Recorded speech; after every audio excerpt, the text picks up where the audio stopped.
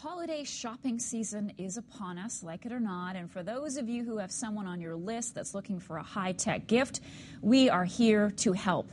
Tonight, Marc Saltzman has some tips on how to get good deals on tech toys. Hi there, Marc. I can't believe we're talking about this already. I know. And look at that screen behind me. How I love festive. It. Isn't that gorgeous? I asked for Christmas music, but that's not available just yet. It's a little too early for that, but yeah. Yeah.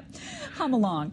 All right. Well, it can be overwhelming if you're buying a camera for someone. There are so many different ones out there. They all have different features. Mm-hmm. What's your advice? And I'm going to pay close attention. It's the first thing on my Christmas wish list. All right. And this advice isn't just for buying a camera, but really anything high-tech. How do you get good deals? So we're going to go through 5 of them. Number 1, research rules. So you're going to want to turn to the internet for a couple reasons. For one, you're going to want to use those websites that compare a product, say a Canon camera or a Garmin GPS or a Sony TV, and you're going to take that one product and you're going to go to a website like Price Canada or redflagdeals.com or wishabi.ca, and they're going to compare that one product against more than 2 or 3 dozen stores, both online stores and traditional brick and mortar stores, and tell you who has the best price.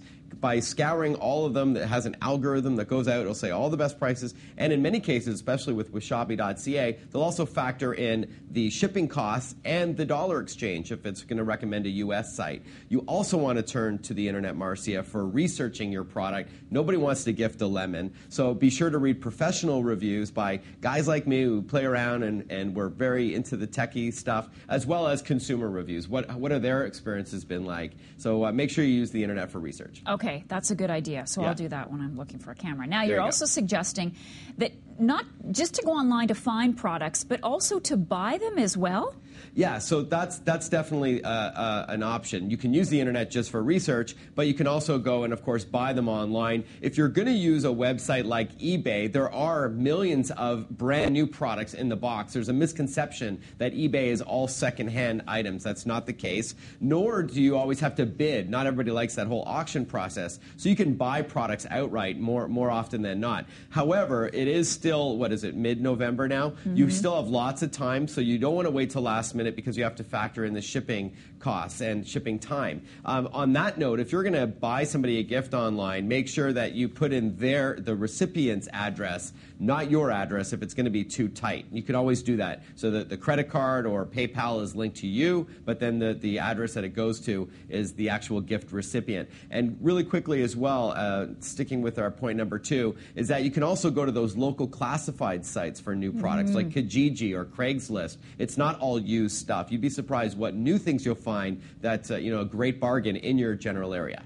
All right, and also make sure that you are buying from the right country because True. That duty can kill you coming over the border. Good point. Okay, so when we usually hit the mall, we're armed with a list. We've got some comfortable shoes, patience, and all that. But our smartphones can also be helpful. Explain how. That's right, and this is relatively new. Our smartphone is a wonderful tool to see if you're getting a good deal or not. So what you can do is there are these downloadable apps that will let you take pictures of products or their barcodes and will tell you if it's a good deal or not. So for example, Snaptel, you take a picture of a music CD, a book, a DVD, or a video game, and it'll go online and tell you who has the best price. Retailers don't like this one because you're actually in the store taking a picture and it's saying, don't buy it here, go online. And this works better in the U.S., but some of these services will also tell you, using the phone's GPS, where nearby you can find a better deal. It might say, 0.4 miles down the road, or 0.4 kilometers in Canada, it'll say there's a Walmart or, the Bay that has a better price, on that exact same product. So Snaptel, there's Red Laser, and even Facebook now has an app called Deals. It's an opt-in location-based app. You have to say, I'm okay with letting,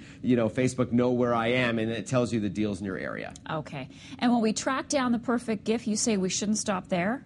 Well, my 4th tip is to, use, retailers are very competitive this time of year, especially during these days with an economic downturn. So ask the retailers, do they match prices? So go to your favorite retailer if it's very convenient down the street from you. Go in with that flyer, that circular you got from a competitor. Go in with a printed website that says that the product is on sale and make that retailer drop the price to match or beat it. Many of them have these policies in effect. And also, if you want to wait for Boxing Week, the retailers don't want you to wait for Boxing Week. No. So they often will say, we will guarantee, if there's a price drop within that same store, we'll give you a credit back or the cash back for the difference. So make sure you check on that when you buy from your favorite retailer. Okay, and there is something wonderful about unwrapping a nice big box, but you say if we want to save some money, digital is the way to go? Yes, I know it's less sentimental, but the fifth tip to save money on a tech purchase is if you're buying a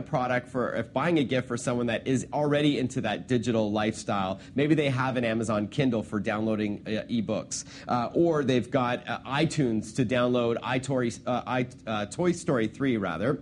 So the idea is that instead of buying the physical media and wrapping it, you can often give them gift cards or credits towards their favorite online store, and you'll save money there. For example, the average cost of a bestseller book, a New York Times bestseller that's digital, is about $10 for Kobo and Amazon and all that, compared to up to 30 or 40 for a physical hardcover book. Although I concede that there's something more sentimental about a tangible book where you can write in an inscription and give it as a gift. But if you're trying to save money and the person you're buying for doesn't mind to keep it digital, be it music, games, or movies, or books, go digital and you'll save a bundle. All right. Marc Saltzman, thanks very much. Great. Thank you. And I just want to remind everyone that our Tech Talk segments are also kept on ctv.ca. So if you want to review what we just talked about, including the information on the tech toy shopping tips, head to our website.